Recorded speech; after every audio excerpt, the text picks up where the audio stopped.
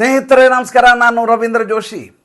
ದಿಲ್ಲಿಯ ವಿಧಾನಸಭಾ ಚುನಾವಣೆ ಮುಗಿದಿದೆ. ಮತದಾನ ಮುಗಿದ ಸಂದರ್ಭದಲ್ಲಿ ಇಷ್ಟು ಬಾರಿಗಿಂತ ಅತಿ ಹೆಚ್ಚು ಮತದಾನ ನಡೆದಂಥ ದಾಖಲೆಯನ್ನು ದಿಲ್ಲಿ ಚುನಾವಣೆ ನಿರ್ಮಿಸಿದೆ. 66% 68%ವರೆಗೂ ವೋಟಿಂಗ್ ಆಗಿದೆ ಅನ್ನುವಂಥ ಮಾಹಿತಿ ಕೊನೆಯ ಕ್ಷಣದಲ್ಲಿ ಬರ್ತಾ ಇರೋದು.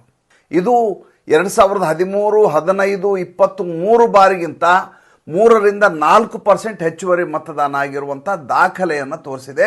ಬಹುಶಃ ದಿಲ್ಲಿಯಲ್ಲಿ ಈ ಮಟ್ಟಿನ ಆಸಕ್ತಿ ಮತದಾರರಿಗೆ ಯಾವತ್ತೂ ಇರಲಿಲ್ಲ ಅಂತ ಮೇಲ್ನೋಟಕ್ಕೆ ಕಾಣಿಸ್ತಾ ಇದೆ. ಹಾಗಾದರೆ ಇದರ ಫಲಶ್ರುತಿ ಏನು? ಮತದಾನ ಜಾಸ್ತಿ ಆದರೆ ಯಾರಿಗೆ ಲಾಭ? ಇದರ ಕುರಿತಾಗಿ ಈಗ ಚರ್ಚೆಗಳು ಶುರುವಾಗಿದ್ದಾವೆ. ಮತದಾನ ಮುಗಿದ ತದನಂತರದ ಕ್ಷಣದಲ್ಲಿಯೇ ಎಕ್ಸಿಟ್ ಪೋಲ್ಗಳ ಒಂದೊಂದಾಗಿ ಹೊರಬೀಳಲಿಕ್ಕೆ ಶುರುವಾಗಿದ್ದಾವೆ. ಈ ಸಮೀಕ್ಷೆಯ ಒಟ್ಟು ಮಾಹಿತಿಯನ್ನು ಇವತ್ತು ತಮ್ಮೆದುರಿಗೆ ಪ್ರಸ್ತುತಪಡಿಸ್ತಾ ಇದ್ದೀನಿ. ಈ ಬಾರಿಯ ವಿಶೇಷತೆ ಏನು ಎಕ್ಸಿಟ್ ಪೋಲ್ದು ಅಂದರೆ, ಪ್ರಾಯಶಃ ಎಲ್ಲ ಸಮೀಕ್ಷಾ ಸಂಸ್ಥೆಗಳು ಭಾರತೀಯ ಜನತಾ ಪಾರ್ಟಿ ಸರ್ಕಾರ ರಚನೆ ಮಾಡ್ತದೆ ದಿಲ್ಲಿಯಲ್ಲಿ ಅಂತ ಸ್ಪಷ್ಟವಾಗಿ ಹೇಳಿದ್ದಾರೆ, ಒಂದೇ ಒಂದು ಸಂಸ್ಥೆಯನ್ನು ಹೊರತುಪಡಿಸಿ. ಉಳಿದ ಎಲ್ಲ ಸಂಸ್ಥೆಗಳು ಭಾರತೀಯ ಜನತಾ ಪಾರ್ಟಿ ಅಧಿಕಾರವನ್ನು ಹಿಡಿಯಲಿದೆ. ಆಮ್ ಆದ್ಮಿ ಪಕ್ಷ ಭಾಳ ಹೀನಾಯವಾದ ಸೋಲನ್ನು ಕಂಡಿದೆ. ಹೀನಾಯವಾದ ಅಂದರೆ ಸಿಂಗಲ್ ಡಿಜಿಟ್ ಅಲ್ಲ, ನಂಬರ್ಗಳನ್ನು ಈಗ ಹೇಳ್ತೀನಿ. ಅತಿ ಹೀನಾಯವಾಗಿ ಅದರಲ್ಲಿ ಕಾಣ್ತಾ ಇರೋದು ಸಿಂಗಲ್ ಡಿಜಿಟ್ಗೆ ಬಂದಿರೋದು ಕಾಂಗ್ರೆಸ್ ಪಕ್ಷ. ಎಲ್ಲ ಸಮೀಕ್ಷೆಗಳು ಹೇಳ್ತಾ ಇದ್ದಾವೆ 1ರಿಂದ 3 ಸ್ಥಾನಗಳನ್ನು ಪಡೆದರೆ ಕಾಂಗ್ರೆಸ್ಸು ಹೆಚ್ಚು, ಅದಕ್ಕಿಂತ ಹೆಚ್ಚಿನ ಸ್ಥಾನಗಳನ್ನು ಅದು ಗಳಿಸಲಿಕ್ಕೆ ಸಾಧ್ಯವಿಲ್ಲ ಅಂತ. ಒಟ್ಟು 70 ವಿಧಾನಸಭಾ ಕ್ಷೇತ್ರಗಳಿದ್ದಾವೆ. ಅದರಲ್ಲಿ 5 ಮುಸಲ್ಮಾನ ಬಾಹುಳ್ಯ ಇರುವಂಥ ಕ್ಷೇತ್ರಗಳಿದ್ದಾವೆ, ಓಖ್ಲಾ, ಮುಸ್ತಫಾಬಾದ್ ರೀತಿಯವು.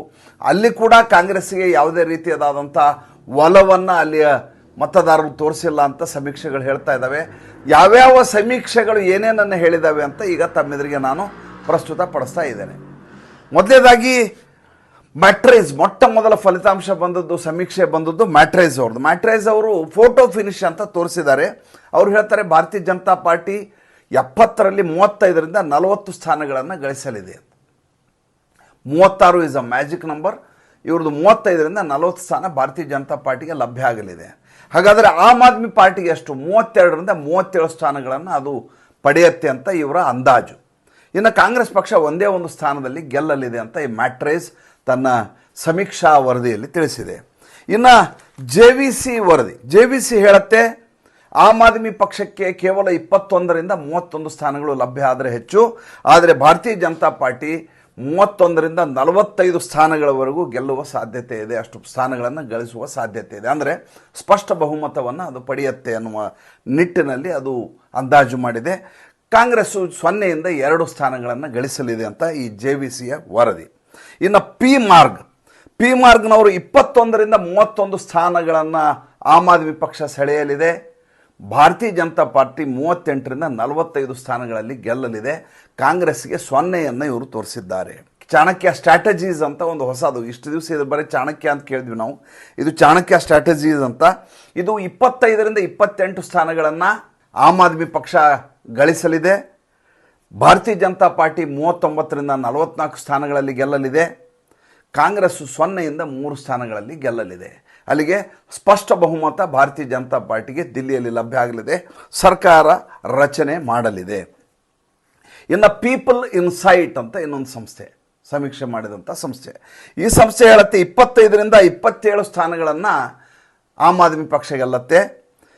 40ರಿಂದ 44 ಸ್ಥಾನಗಳನ್ನು ಭಾರತೀಯ ಜನತಾ ಪಾರ್ಟಿ ಸ್ಪಷ್ಟವಾಗಿ ಗೆಲುವನ್ನು ಪಡೆಯುತ್ತೆ. ಅಲ್ಲಿ ಕಾಂಗ್ರೆಸ್ಸು 2 ಸ್ಥಾನಗಳಲ್ಲಿ ಗೆಲ್ಲುವ ಸಾಧ್ಯತೆ ಇದೆ ಅಂತ.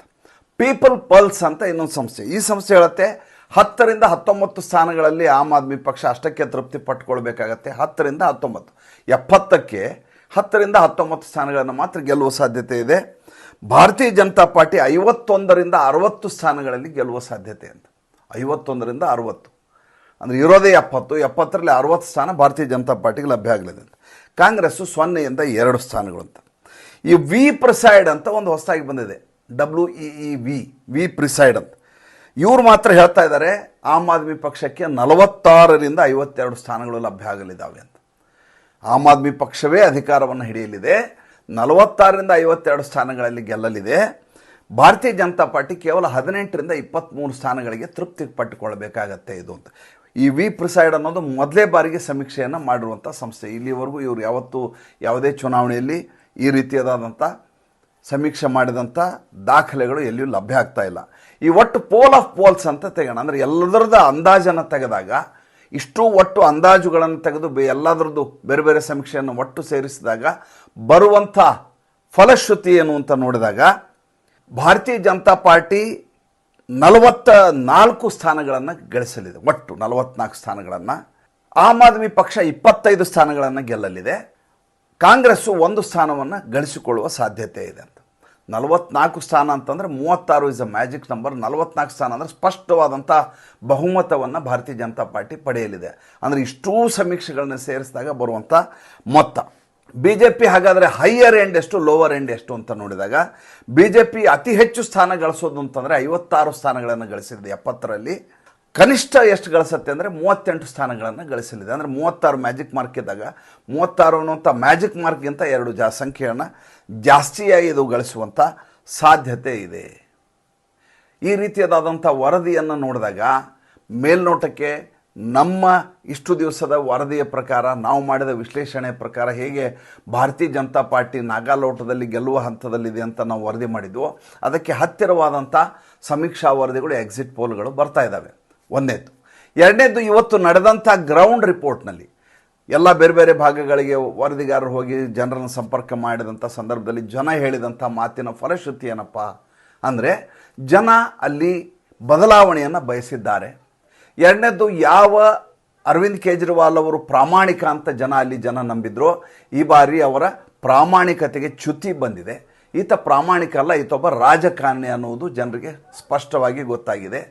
ಮೂರನೇದು, ದಿಲ್ಲಿಯ ಅಭಿವೃದ್ಧಿಗಾಗಿ ಈ ಬಾರಿ ಜನ ಮತವನ್ನು ಹಾಕಿದ್ದಾರೆ, ಯಾವುದೇ ಆಮಿಷಗಳಿಗೆ ಜನ ಮತವನ್ನು ಹಾಕಿಲ್ಲ. ಯಾಕಂದರೆ ಈ ಸಲ 3 ಪಕ್ಷಗಳು ಅದೇ ರೀತಿ ಆಮಿಷವನ್ನು ತೋರಿಸಿದ್ವು. ಯಾವ ಪಕ್ಷ ಗೆದ್ದರೂ ಈ 3 ಆಮಿಷಗಳು ಗ್ಯಾರಂಟಿಯಾಗಿ ಲಭ್ಯ ಆಗ್ತವೆ ಅಂತ ಮತದಾರರಿಗೆ ಗೊತ್ತಿದೆ. ಯಾವಾಗಲೂ ದಿಲ್ಲಿಯ ಮತದಾರರು ಭಾಳ ವಿಶೇಷ ಏನಪ್ಪ ಅಂತಂದರೆ, ಲೋಕಸಭಾ ಚುನಾವಣೆಯ ಸಂದರ್ಭದಲ್ಲಿ ನರೇಂದ್ರ ಮೋದಿಗೆ ಓಟ್ ಹಾಕಿ ವಿಧಾನಸಭೆ ಬಂದ ತಕ್ಷಣ ನರೇಂದ್ರ ಮೋದಿ ಅವ್ರ ಕೈ ಬಿಟ್ಟು ಅರವಿಂದ್ ಕೇಜ್ರಿವಾಲ್ ಅವರ ಕೈ ಹಿಡಿದದ್ದೇ ಜಾಸ್ತಿ ಇಷ್ಟು ದಿವಸ. ಈ ಬಾರಿ ಲೋಕಸಭೆಯಲ್ಲಿ 7 ಸ್ಥಾನಗಳನ್ನು ನರೇಂದ್ರ ಮೋದಿ ಅವರಿಗೆ ಕೊಟ್ಟು ವಿಧಾನಸಭಾ ಚುನಾವಣೆಯಲ್ಲಿಯೂ ಕೂಡ ನರೇಂದ್ರ ಮೋದಿ ಅವರಿಂದಲೇ ದಿಲ್ಲಿ ಅಭ್ಯುದಯ ಆಗಲಿ ಅನ್ನುವಂಥ ನಿಟ್ಟಿನಲ್ಲಿ ಮತ ಹಾಕಿದ್ದಾರಾ ಅನ್ನೋದು ಈಗ ನಮ್ಮೆದುರು ಕಾಡ್ತಾ ಇರುವಂಥ ಪ್ರಶ್ನೆ. ಇದಕ್ಕೆ ಉತ್ತರ ದೊರೆಯಲಿದೆ 8ನೇ ತಾರೀಕು ಬೆಳಗ್ಗೆ. ನಡೆದಂಥ 1-2-3 ವಿದ್ಯಮಾನಗಳನ್ನು ಇವತ್ತಿನ ಚುನಾವಣೆಗೆ ಸಂಬಂಧಪಟ್ಟ ಹಾಗೆ, ಮತದಾನಕ್ಕೆ ಸಂಬಂಧಪಟ್ಟ ಹಾಗೆ ಹೇಳಬೇಕು. ಒಂದನೇದಾಗಿ, ಅರವಿಂದ್ ಕೇಜ್ರಿವಾಲ್ ಅವರು ಮತ ಹಾಕ್ಲಿಕ್ಕೆ ಹೋದ ಸಂದರ್ಭದಲ್ಲಿ ತನ್ನ ತಂದೆ ತಾಯಿ ಇಬ್ಬರನ್ನು ಕರ್ಕೊಂಡು ಹೋಗ್ತಾರೆ. ವೀಲ್ ಚೇರ್ನಲ್ಲಿ ತಾಯಿಯನ್ನು ಇವರು ಕರ್ಕೊಂಡು ಹೋಗ್ತಾರೆ. ಮಗ ಪಕ್ಕದಲ್ಲಿ ತಾತನನ್ನು ಕರ್ಕೊಂಡು ಹೋಗ್ತಾ ಇರ್ತಾರೆ. ಹಿಂದ್ಗಡೆ ಸುನೀತಾ ಕೇಜ್ರಿವಾಲು ಫೋಟೋ ಸೆಷನ್ ನಡೆದ ರೀತಿಯಲ್ಲಿ ಹೋಗ್ತಾರೆ ರಸ್ತೆಯಲ್ಲಿ. ಯಾವ ರಸ್ತೆಯಲ್ಲಿ ಕಾರು ಹೋಗಲಿಕ್ಕೆ ಸಂಪೂರ್ಣವಾದಂಥ ಅವಕಾಶ ಇರುತ್ತೋ, ವಿಶಾಲವಾಗಿರುತ್ತೋ, ಯಾವ ಬ್ಯಾರಿಕೇಡ್ ಇರೋದಿಲ್ವೋ ಅಲ್ಲಿ ಕಾರನ್ನು ಬಳಸಲಾರದೆ ಸೆಂಟಿಮೆಂಟ್ ದೃಷ್ಟಿಯಿಂದ ಜನರ ಸಹಾನುಭೂತಿ, ಕರುಣೆಯನ್ನು ಗಿಟ್ಟಿಸಲಿಕ್ಕಾಗಿ ತಂದೆ ತಾಯಿಯನ್ನು ನಾ ಹೇಗೆ ನೋಡ್ಕೋತೀನಿ, ಪಿತೃವಾಕ್ಯ ಪರಿಪಾಲಕ ಅನ್ನುವ ರೀತಿಯಲ್ಲಿ ವೀಲ್ ಚೇರಿನಲ್ಲಿ ರಸ್ತೆಯುದ್ದಕ್ಕೂ ಕರ್ಕೊಂಡೋಗಿ ಫೋಟೋ ಸೆಷನ್ ಮಾಡಿಸ್ತಾರೆ ಅರವಿಂದ್ ಕೇಜ್ರಿವಾಲ್. ಇದರ ಕುರಿತಾಗಿ ಎಲ್ಲ ವಿಪಕ್ಷಗಳು ಇನ್ನಿಲ್ಲದ ಹಾಗೆ ಟೀಕೆಯನ್ನು ಮಾಡಿದ್ದಾವೆ. ಎರಡನೇದ್ದು, ಇವತ್ತೇ ಮತದಾನದ ದಿವಸ ನರೇಂದ್ರ ಮೋದಿಯವರು ಅಲ್ಲಿ ಪ್ರಯಾಗರಾಜ್ಗೆ ಹೋಗಿ ತ್ರಿವೇಣಿ ಸಂಗಮದಲ್ಲಿ ಮಿಂದು ಬಂದರು. ಇದು ಒಂದು ಧರ್ಮವನ್ನು ರಾಜಕೀಯದ ಜೊತೆ ಬೆರೆಸಿದ್ದಾರೆ ಅಂತ ಕಾಂಗ್ರೆಸ್ನವರು ಇನ್ನಿಲ್ಲದ ಹಾಗೆ ಲಬೋ ಅಂತ ಇದ್ದಾರೆ. ಅವರು ತುಷ್ಟೀಕರಣ ಮಾಡಿದರೆ ಯಾರ್ದು ಅಭ್ಯಂತರ ಇರೋದಿಲ್ಲ. ಆದರೆ ನರೇಂದ್ರ ಮೋದಿ ಹಿಂದುತ್ವದ ಧ್ವನಿಯನ್ನು ಎತ್ತಿದರೆ, ಪಾಂಚಜನ್ಯ ಮೊಳಗಿಸಿದರೆ ಇವ್ರಿಗೆ ಇನ್ನಿಲ್ಲದ ಹಾಗೆ ಮೈಯಲ್ಲಿ ಇರುವೆಯನ್ನು ಬಿಟ್ಟ ಹಾಗೆ ಆಗುತ್ತೆ.